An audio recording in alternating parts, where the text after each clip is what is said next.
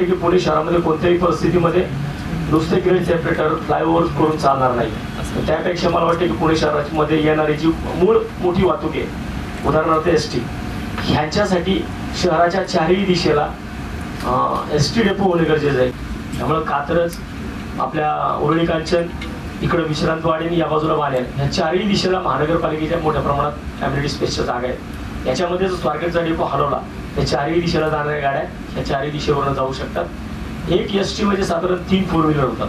म्हणजे महत्त्वाचा ताण जो येतो तो एस टी असतील किंवा बसेस असतील, याच्यामुळे शहरावरती ताण येतो आणि ह्यांना पहिल्यांदा आपल्याला शहराच्या बाहेर काढावं लागेल.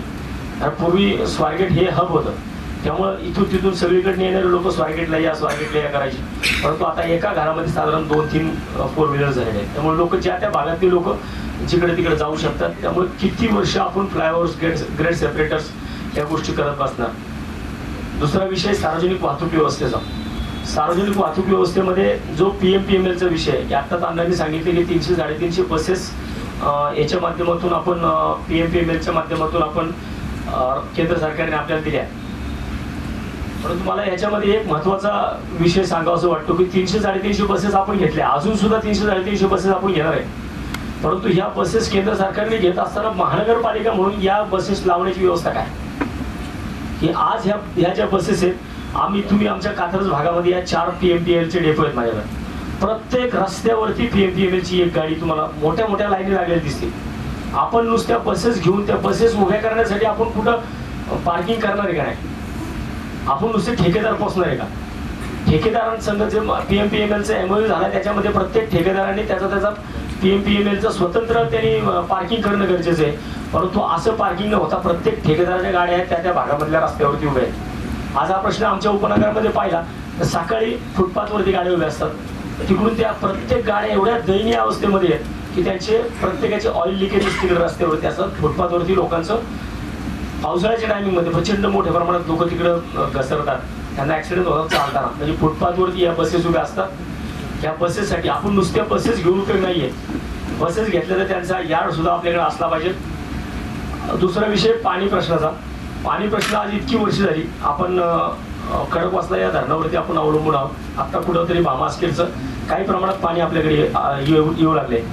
मला वाटतं की माझ्या शहराचं स्वतंत्र असं धरण होणार आहे का नाही कधी? माझ्या शहरासाठी स्वतंत्र पाण्याची व्यवस्था आपण करू शकतो का नाही? आज आमच्या कात्रजच्या घाटमाथ्याचा विचार केला तर मी 2012 पासून, ज्यावेळेस मी 2012ला विरोधी पक्ष नेता होतो त्यावेळेस मी अजितदादा पालकमंत्री होते, त्यांना त्यावेळेस मी पायलट प्रोजेक्ट म्हणून कात्रज भागात दिला होता. 1800 एकर जागा आहे कात्रजच्या घाटमाथ्यावरती, जी की आता राज्य सरकारच्या मालकीची, आता ती महानगरपालिकेच्या मालकीची आहे. त्या 1800 एकर जागेमध्ये भिलारेवाडीच्या भागामध्ये लखनदारा म्हणून एक मोठा पार्क आहे. त्या लखनदाऱ्यामध्ये आता एक पाझर तलाव आहे आणि दुसरा नवलाईदारा म्हणून आहे, जो की गुजरवाडी निंबाळकरवाडी भागामध्ये. त्या ठिकाणी सुद्धा एक पाझर तलाव आहे. ह्या दोन्ही ठिकाणच्या पाझर तलावांची जर साठवण क्षमता वाढवली तर मला वाटते दक्षिण पुण्याचा पाण्याचा प्रश्न कमीत कमी 6 ते 8 महिन्याकरता बाय ग्रॅव्हिटी कोणत्याही 1 रुपयाची इलेक्ट्रिसिटीचा वापर न करता आपण दक्षिण पुण्याचा पाणी प्रश्न 100% सोडू शकतो. एका भागाचा पाणी प्रश्न सुटला तर जो लोड सगळा खडकवासल्यावरती येतो. अशाच प्रकारे पुण्याच्या 4ही दिशेला जे पाण्याचे स्रोत आहेत हे स्रोत कुठेतरी अडवून, कारण आता अन्न म्हटले की आज आपली पुणे शहर हे देशातलं सगळ्यात मोठी महानगरपालिका झाली. जर सगळ्यात मोठी महानगरपालिका आज आपण परमिशन देतोय, परंतु त्या ठिकाणच्या लोकांच्या पाण्याचा प्रश्न, कचऱ्याचा प्रश्न, वाहतुकीचा प्रश्न याच्याकडे आपण लक्ष देताना दिसत नाही. अंमली पदार्थांच्या बाबतीमध्ये आपण आता पाहतोय की पुणे शहर अंमली पदार्थांचा विळखा वाढत चाललाय दिवसेंदिवस. शहरातल्या शाळांच्या आसपास जर आपण पाहिलं तर शहरातल्या शाळांच्या आसपासच हे सगळे विषय मिळतात. आरोग्याच्या दृष्टिकोनातून आपण पाहिलं तर कोरोना कालावधीमध्ये या पुणे शहरामध्ये जो फर्स्ट वेव्हला डेथ रेट होता तो 56चा होता आणि सेकंड वेव्हच्या टायमाला आली तो 76चा झाला. याचा अर्थ आपल्या शहराची आरोग्य व्यवस्था ही कुचकामी ठरली. मला वाटते की या आरोग्य व्यवस्थेवरती मला पुणे महानगरपालिकेच्या माध्यमातून शेकडो करोडो रुपये आपण त्या आरोग्य व्यवस्थेवरती खर्च करतो आणि शेकडो करोडो रुपये आरोग्य व्यवस्थेवरती खर्च करत असताना त्याच्यामध्ये चुकीच्या पद्धतीने ते सगळे पैसे खर्च होतात. आज महानगरपालिकेच्या दवाखान्यात जायचं म्हणलं तर माणूस 10 वेळा विचार करतो, तो महानगरपालिकेच्या दवाखान्यात जाऊ का नको हा प्रश्न पडतो. आज आपल्याकडं ससून सारखं रुग्णालय, आपण जेव्हा स्मार्ट सिटी म्हणून स्वप्न बघतो त्यावेळेस ससून सारख्या रुग्णालयामध्ये ICU विभागामध्ये 32 वर्षाच्या तरुणाला उंदरं कुरतडतात. म्हणजे ही कसली स्मार्ट सिटी आहे? आपण ह्या विषय स्मार्ट सिटी ही फक्त कागदावरती नसली पाहिजे, तर ती प्रत्यक्षात आपल्याला अंमलात आणता आली पाहिजे. त्यासाठी मी 100% प्रयत्न करेन.